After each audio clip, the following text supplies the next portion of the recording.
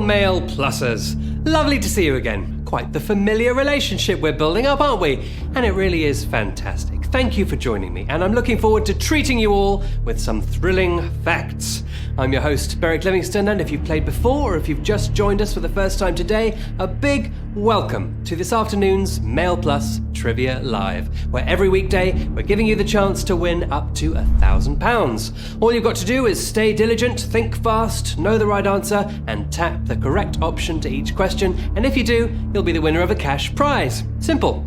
Here are the rules. It's 10 multiple choice questions from a diverse bag of categories, 10 seconds to answer each question, and if you answer all 10 correctly, you win a share of that £1,000. We had 5 winners yesterday take home £200 each, so let's hope the questions are topics in your favour today.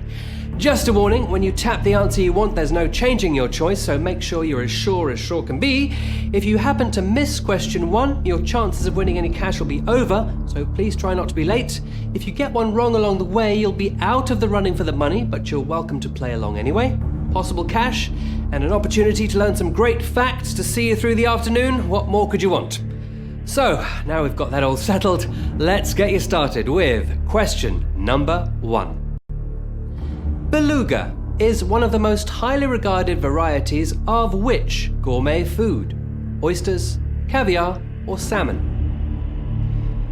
Coming straight in with a touch of class for you today. Only the finest here at MailPlus Towers.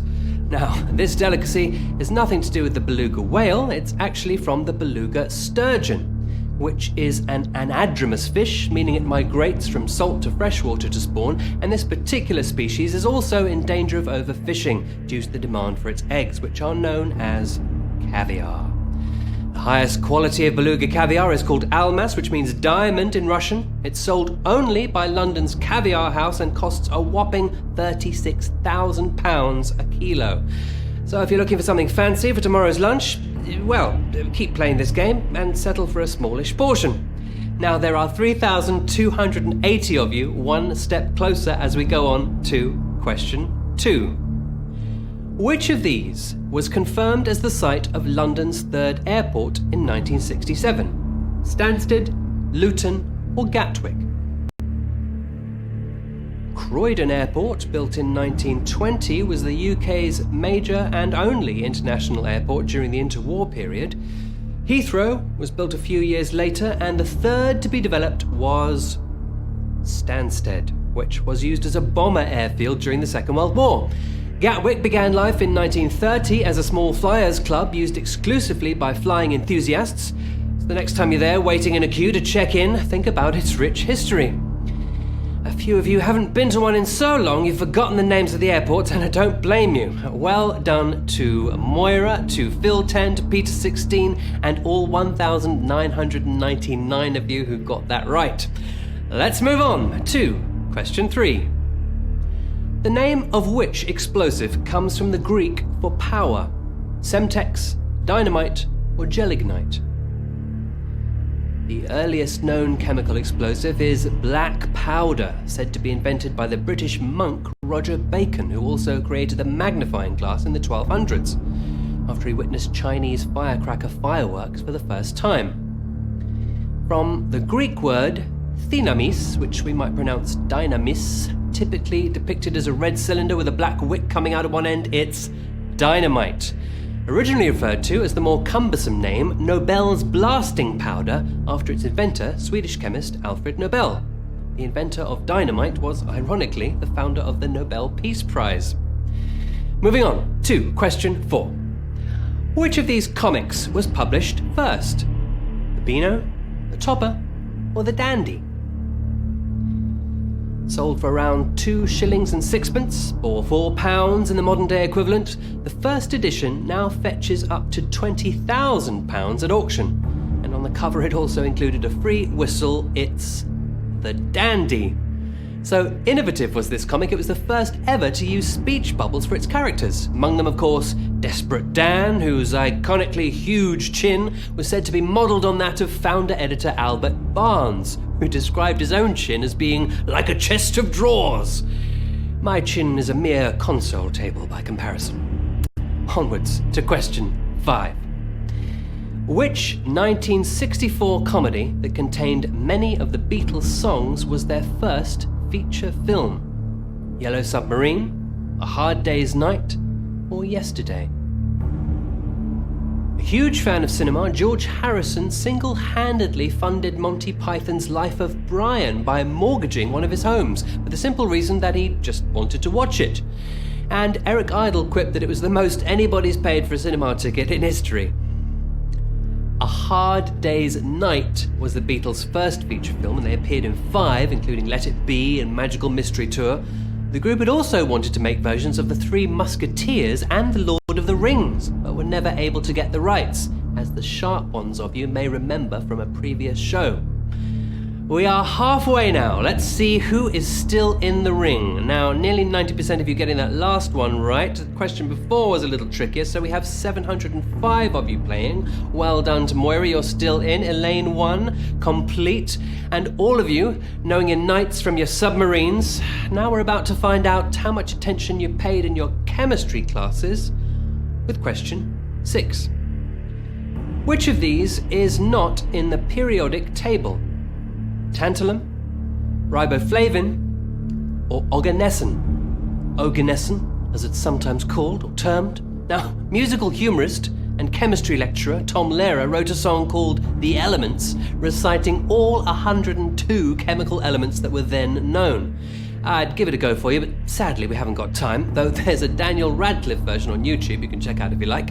Incidentally, the last element on the table in Tom Lehrer's day was nobelium, named after our dynamite inventing friend Alfred Nobel. However, riboflavin is not a chemical element, though if you check the ingredients of your cereal, you'll probably find it's a vitamin. Symptoms of a riboflavin deficiency include sore throat, redness, and swelling of the lining of the mouth and throat, so make sure to have that extra shredded wheat in the morning. 72% of you getting that one right. Well done. We'll go on to question 7. What is James Bond's first secretary called in the Fleming novels? Miss Moneypenny, Mary Goodnight, or Loelia Ponsonby? After finishing the first draft of Casino Royale, Fleming awarded himself with a Royal Deluxe gold-plated typewriter, which he used to write the rest of his books. It sold at auction for £56,000 to an anonymous bidder, and although he denied it when asked, people believe Pierce Brosnan to have bought it, as he was starring as Bond at the time it was sold. Now, this is not very well known, but Loelia Ponsonby was the name of Bond's first secretary, and she was based on a real person, also known as the Duchess of Westminster, that writer Fleming had met and exchanged love letters with. The reason for the change in Bond's love interest, Miss Moneypenny, is not known, but it's speculated that because of Loelia's marriage, their letters were forbidden and therefore so was the use of her name. Now that was a hard one. Of course, we all think it's Moneypenny, so that tripped quite a few of you up. Just a quarter of you getting it right. 119 of you left in the game, though complete Foxy Rhino and several of you are avid readers of the books. Well done. We're close to the end now, so we go on to question 8. Which of these characters was not one of the usual suspects in the 1995 film of that name? Michael McManus, Dean Keaton, or Nick Curran? The idea for the film was spawned when the writer was in a queue and quipped to a friend that they looked like criminals in a police lineup. And although he thought the billboard image of 5 criminals in a lineup would alone be enough to get the film made, it was years before they actually had a storyline to match the image. Nick Curran is not an actor in the movie. In fact, he's not an actor at all. Nick Curran is the detective in the film Basic Instinct, played by Michael Douglas. How's that for a red herring? Well, it didn't throw 71% of you who are still in the game, 78 players with us as we move on to question 9. In the Bible, which phrase precedes "Love does not delight in evil" in Corinthians' "Love is patient" passage? It is not easily angered, it keeps no record of wrongs, or it is not self-seeking. While you're working it out, why don't I just read you the full passage, favourite to be read out at wedding ceremonies. It says, "Love is patient, love is kind, it does not envy, it does not boast, it is not proud, it is not rude, it is not self-seeking, it is not easily angered, it keeps no record of wrongs, love does not delight in evil, but rejoices with the truth. Corinthians was written by the Apostle Paul and takes the form of a series of letters written to the Christians of Corinth about corruption within the church.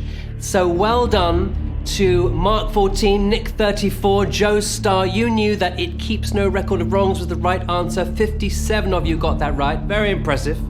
The last one's, of course, the hardest, so no time to relax. Thinking caps back on. Here's question 10. In the Scots language, which of these does not describe the weather? Oorlich, Dreich, or Hackett? And while we're on the topic of Scots, here's a classic saying for all of the winners out there: Money a mickle makes a muckle, which means saving a small amount soon builds up to a large amount later. The answer we're looking for is not a description of the weather as the others are, but it's a slang term that means haggard or ugly, usually in reference to a woman. Delightful. The answer we're looking for is Hackett. Oorlich is a way of saying shivery, and Dreich means dreary or bleak. And to finish on a less dreary and bleak note, the delightful words flaggy and feeful mean snowy, and Grianach means the sun has got his hat on. It's not all gloomy weather up there after all. With many apologies to our Scottish friends for my pronunciations there, but congratulations! You have finished, and finished with grace, not tripping up once along the way, so well done to our 32 winners who somehow made that look easy. Many congratulations to Satish 2, to Finley, to Barnacle Jim, and to all of you who answered all 10 questions correctly. Very impressed with your efforts there. Maybe we caught you while you're on a hot streak, so let's see how you do with tomorrow's set. If you're leaving without any cash, remember, you're welcome to as many goes as you want this week, so please do return to see how you fare against the next set of 10 we have for you. And even if you got a few right today, you're well on your way to your first victory. Get your friends and family involved if you think they know a thing or two. You could even up the ante with a friendly wager. And just while you're here, I want to mention our offer that's running available right now. We're giving a £5 Marks & Spencer voucher with every new subscription to the mailplus digital edition, which is currently just £1 for the first 30-day trial. With the weather being so kind to us, M&S offers some of the best picnic food, and if some daily interactive crosswords and Sudoku is your thing, check out our website for more information. Thanks again for joining me, and I'll see you all tomorrow for another chance to win £1,000 from Mail Plus Trivia Live. Have a great afternoon. Goodbye.